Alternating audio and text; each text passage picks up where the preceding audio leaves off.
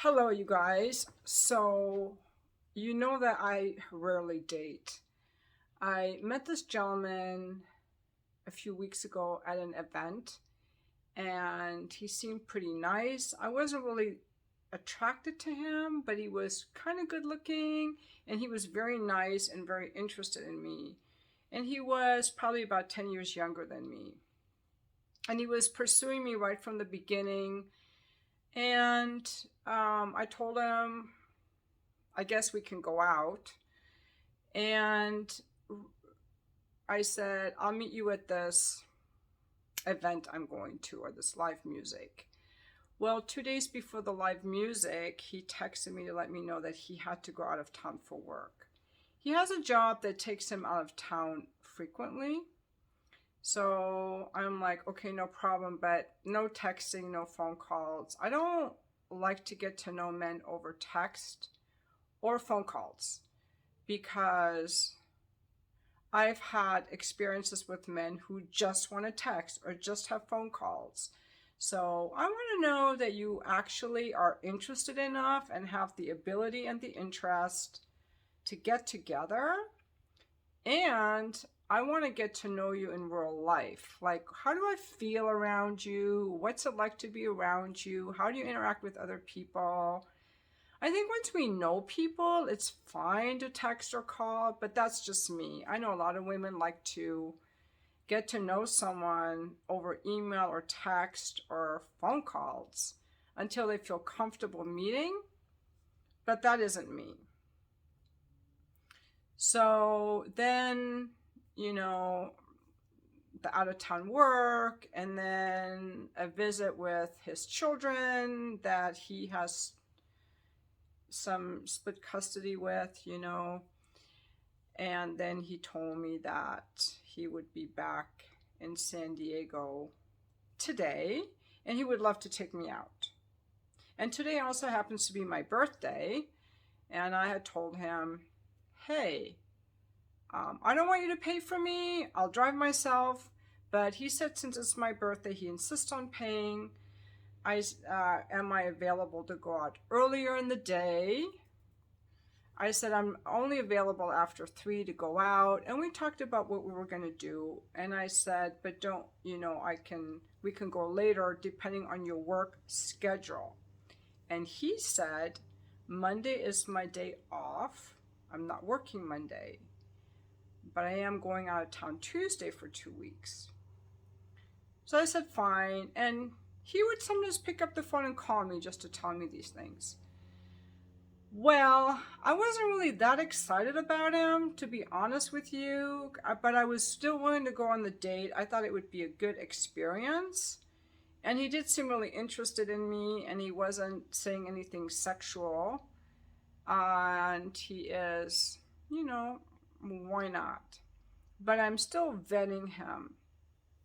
He did share with me on the phone call there are a lot of areas of his life that are in flux right now. And if you're a man who got recently divorced or separated, you will understand what I mean around living situations, finances, children, custody, legal battles, maybe. So it didn't seem like he was really in a good space to be dating. But I thought it's just a date, it's a good experience. So today at 11:30 I get a text that he is called out of town for work and he can't make the date and he wishes me a happy birthday. And I just thought, that's it. We are just done. I didn't feel disappointed in my heart. I felt this cold whoosh go through my head. I've never felt that before. It goes cold, whoosh. And immediately I'm like, the end. It's bye. So I texted him, the end, bye. And yeah. Because he obviously has a lot of instability in his life. he can't even commit to a date. And I'm not going to make him wrong for prioritizing work over a date, but I would not have taken a client tonight, even if it was a 2-hour appointment, to stand up someone that I'm going on a date with. So when I think that people, it just made me realize there are a couple things that people need in order to be date worthy. Is they have to be interested, and they have to have their life in some kind of order, and they can't be afraid of connection and intimacy. I think that when people's lives are in disarray, it's hard for them to be dating. They can't keep dates, and there's a lot of emotional flux, especially if you're trying to. I just think that he was in no position to date, but I didn't appreciate that he texted me instead of calling, because he has picked up the phone before just to call. So that was kind of a bad move. And I also thought he could have told his work, because he just took 10 days off to be with his kids, and he told me today was a day off. He could have said, if he were interested in me and available, you know, today's still my day off. I can go on this project tomorrow. He didn't want to. It was a choice because he does work for himself. He didn't have to go today, but he has the right to go today. But what it showed me was he doesn't have what I need for someone to even go on a date. Like, how can I get to know someone who can't even make it to a date? I am looking for men to date who are interested in me and who are available to take me out. So they have to live in San Diego. There's another gentleman, he watches my YouTube videos, an accomplished gentleman who emailed me last week saying he would be in town, and I'm not going to divulge your details, but he would be in town soon on business and he would like to take me to dinner. And I thought he wanted a bookkeeping appointment, but he didn't. He just wanted to take me to dinner. But he lives in the Midwest, so not locally. And so I have no interest in going to dinner with this gentleman. I don't care how handsome he is, how rich he is, how entertaining he is. Because I really think, now why would I spend 45 minutes driving to this restaurant, and he suggested a nice restaurant, or for him to pick me up? Like, I don't want to. He doesn't live locally. Like, what would be the point? I'm not a girl that just likes to go out on dates. He didn't want to pay me for the date. He thought, he's like, I don't pay women for dates. Women go to dinner with me because they enjoy it. That's just not me. I'm not interested in that. I'm not interested in texting men, emailing men, calling men, or entertaining men in a personal way who live outside of San Diego, frankly. If you live in LA, or you live in the Midwest or the East Coast or Germany, I'm not interested. Relationships happen face to face, and I have had my share of unavailable men. To me, unavailable men are not attractive. Even when I did go for unavailable men, I would pick men who live close to me. I at least wanted to see them. I just wanted them emotionally unavailable. But I never liked them physically unavailable, geographically unavailable. And so that's one of the things that I look for in my vetting. How available are you? How, are you spending time with me?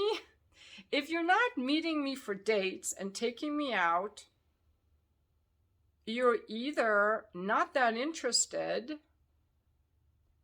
or your life is in chaos, or you're emotionally avoidant. I'm going to put men into those categories, like the gentleman from the Midwest.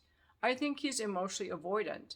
Why pursue a woman in another town and take her to dinner? To me, that does nothing. I don't need a man to pay me for dinner. I can pay for my own dinner. And frankly, I'd rather go to dinner with one of my girlfriends. I will go to dinner with a gentleman who is pursuing me in a romantic way, and I do go to dinner with bookkeeping clients. But otherwise, I don't really want to go to dinner with a man. I just don't. I think that this experience was good for me because I didn't lose my cool about it. In fact, I called this gentleman back. I called this gentleman after I texted him, and he didn't pick up. It went right to voicemail. So I think he was afraid I would be pissed, but I wasn't. I was pretty calm, and I let him know that dating is off the table. There will be no dating. It doesn't really matter why. I still thought that he could have gone out of town tomorrow. But seriously, do I want to date a guy who goes out of town all the time and whose life is in flux? Not really. I mean, I was willing to go on one date, but here's the thing. My life is very stable. My life is very stable.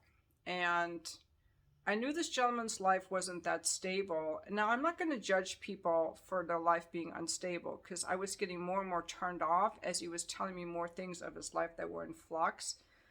But I told myself, everyone in their life goes through loss.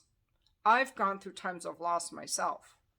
Losing a relationship, or losing a job, or losing all your money because you invested it in something that went south, losing your health, losing custody of your kid. So what happened is my phone ran out of recording space, and that's because I have the Samsung S21, and it doesn't have a memory card that I can upgrade. It has a very small RAM storage, and so I frequently have to delete my files, and it doesn't take a lot. I have to keep emptying the trash, and I have to keep emptying the cache and emptying all these things. It runs out of memory pretty quickly. So I don't know if there's anything I can do about it, and they made these phones now so you cannot update the memory card. So that's what just happened. So let me continue. I know that I do not judge someone for having lost everything, because that's part of life. And there are times in life people lose everything. I look at what they're doing with that loss. When you lose everything, are you going to be depressed? Are you going to become an alcoholic? Are you going to rebuild yourself? And also because I don't want to cling to things. I was younger and clinging to things. I thought I needed more money. I was no one if I didn't have a bigger house or more money or a good enough looking husband or hot enough husband. And I measured myself by outward things.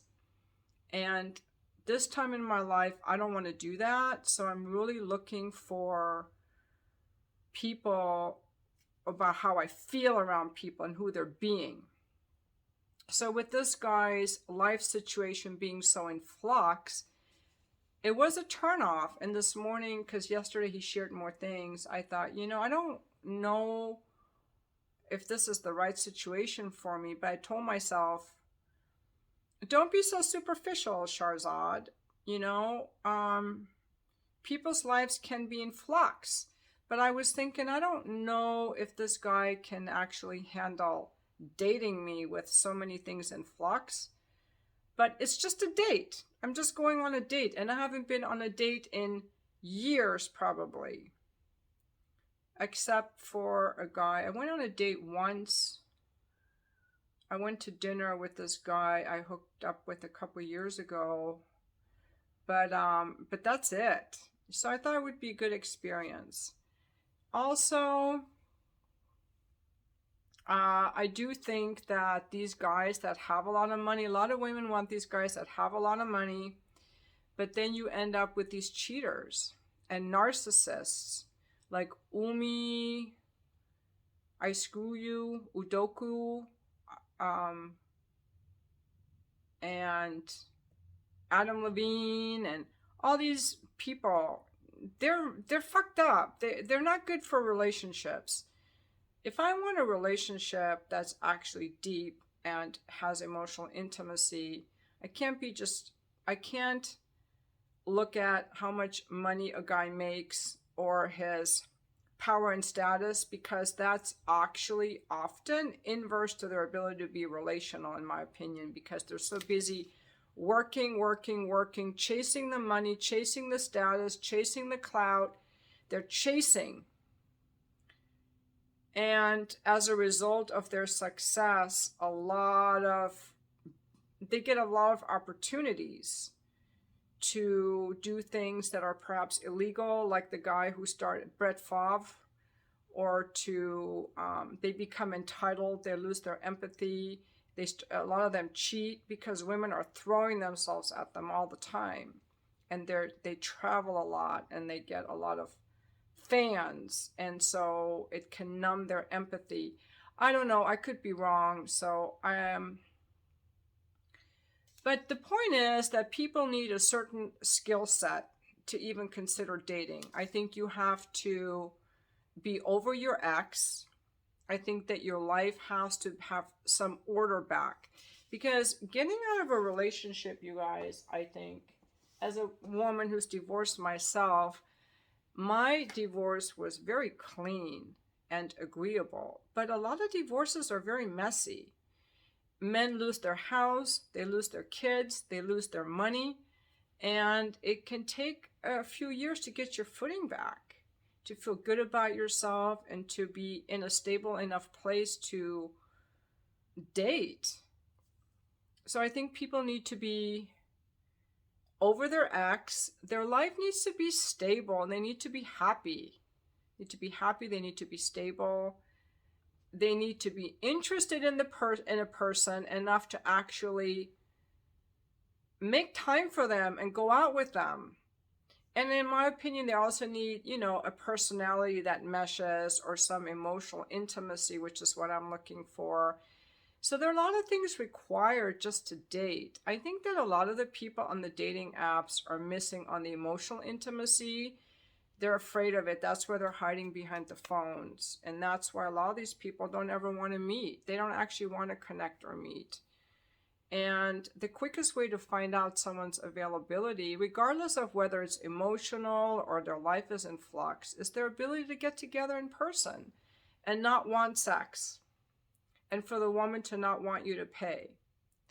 And it seems like, that's kind of a big ask anymore.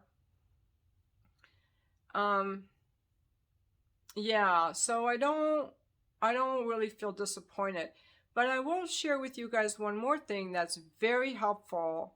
Yesterday, I had a feeling of feeling abandoned that came over me, okay? And I've been working on okay, what can I do when I'm upset? And here's a little tidbit, you guys. I didn't have to use this today with this guy, but yesterday was something else, is to make sounds.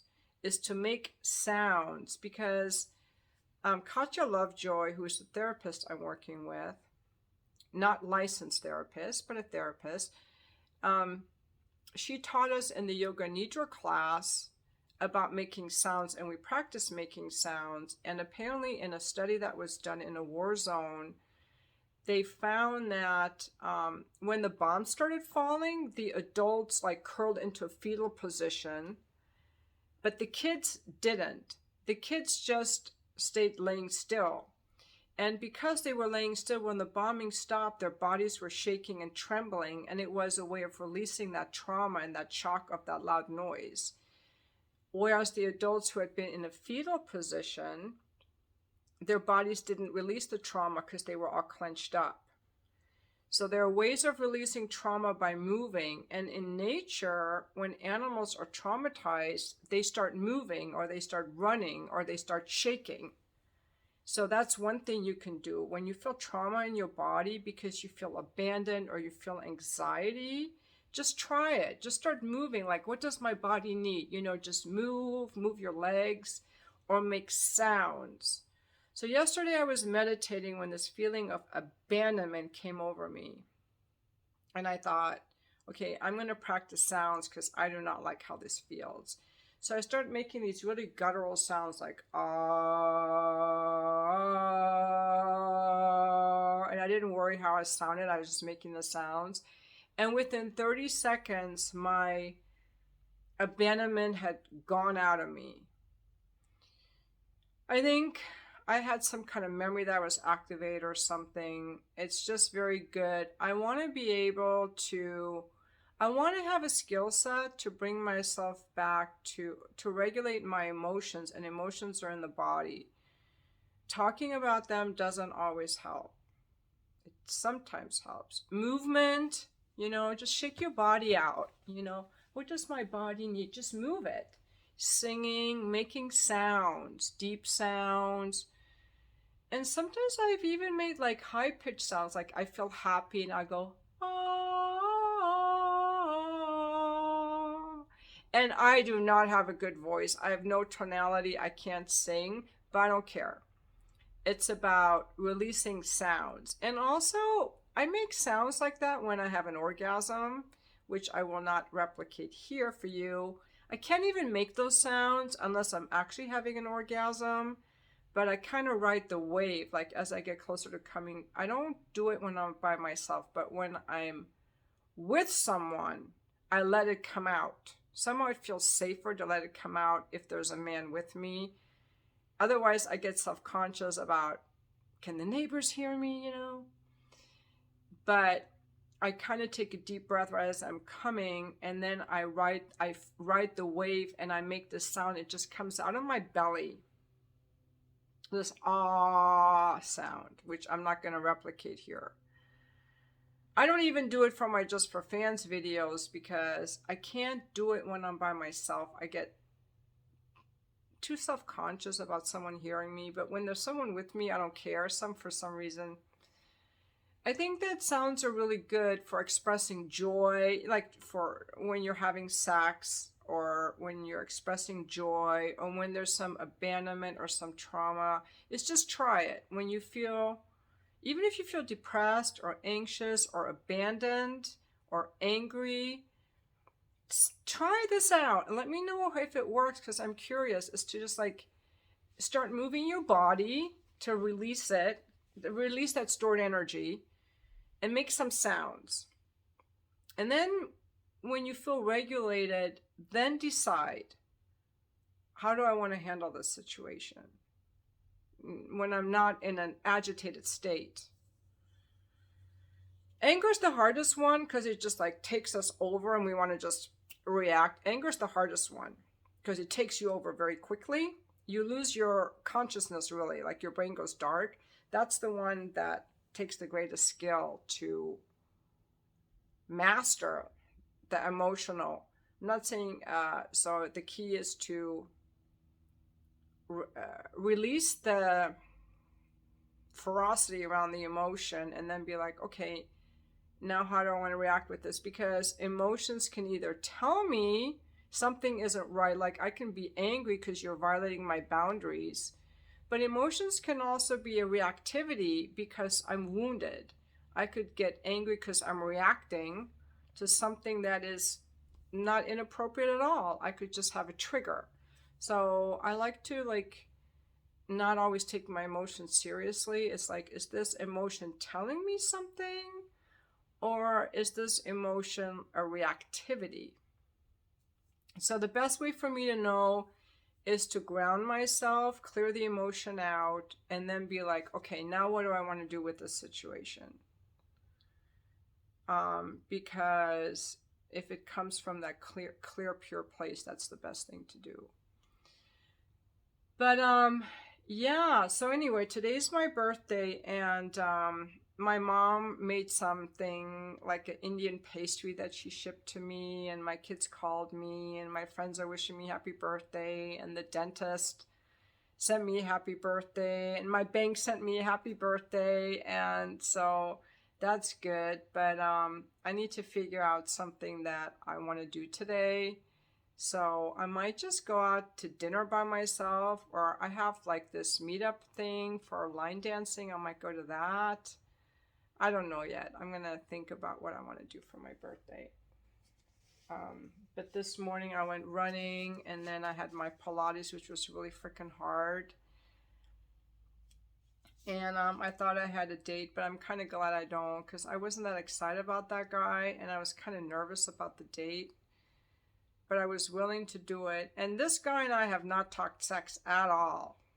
And I've known him for like 3 weeks. We have not talked sex at all. Like, he really seemed interested in me.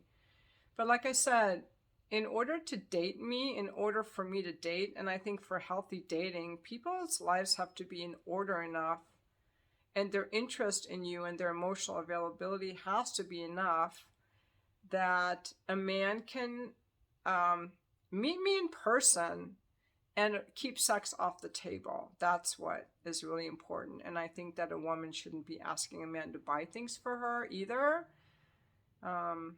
If men want to pay, I'm just going to let them without feeling that I owe them anything. Because things that came up for me were things having to do with my childhood. See, my dad always required things of us. He required attention, and he required adoration and respect. And he didn't really give us that much. So some of my automatic stuff, and some other ladies might relate about being too quick to give guys sex, is, well, that's what they want, and I can give it to them. I can comfort your need for sex. I can nourish you. And so to start making the distinction between, am I having sex with you because I think that I need to nourish you or comfort you, because I had to comfort and nourish my dad. And I can comfort men. It's so subconscious. Start being aware. Or I'm having sex with you because I've vetted you and you've invested in me, and now we're having sex. So that's a huge, big step, and that's something I'm playing around with. And I don't owe a man sex. My company is enough. So these are the two big things here for ladies, if you can relate. Just because a man paid for me doesn't mean I owe him sex, because my company is enough. And in a relationship, people are not having sex all the time. They actually have to enjoy each other's company. And a man can enjoy a woman's company without needing sex. Some men can't, and maybe some of you watching this video can't. But a man who is comfortable with intimacy and he wants a relationship, he is going to be happy getting to know that woman. It doesn't have to be all about the sex. He can feel emotional pleasure and mental pleasure just being with her. And second, so you don't owe a man sex just because he took you out, because if he needs sex, he's not a man that's ready for a relationship. He is needing something, and he has his own work to do. I'm not saying lead a man on, but in a dating situation, it's healthy to get to know someone emotionally and mentally and geographically, like be to his house, spend time with him before we become sexual. I'm not saying you have to, but it's healthy, and that's what I need to do. That's the point in life I'm at, where the sex isn't going to happen right away. Because I know how to have sex, but I don't know how to be emotionally intimate and take things slow. So that's what I'm doing now.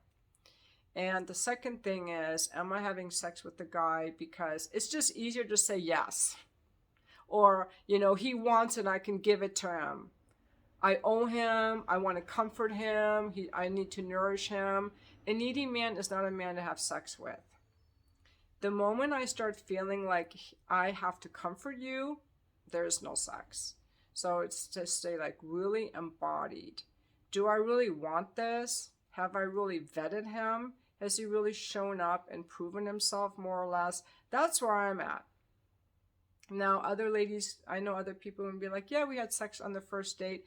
As a woman who's been single for 9 years and has been sexually active for many of those years, for me, that's not a route I can go. And there's a big distinction for me between men that I see as clients and men who are potential partners.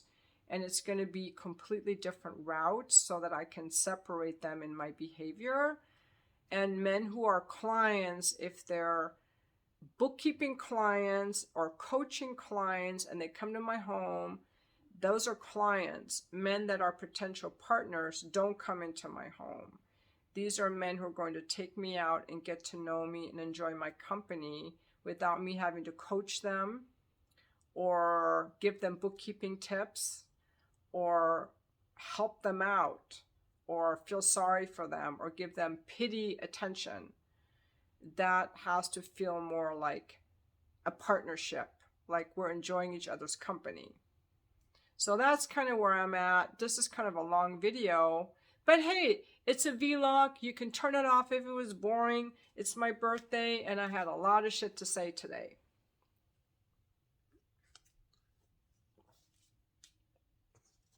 And thank you for watching my video.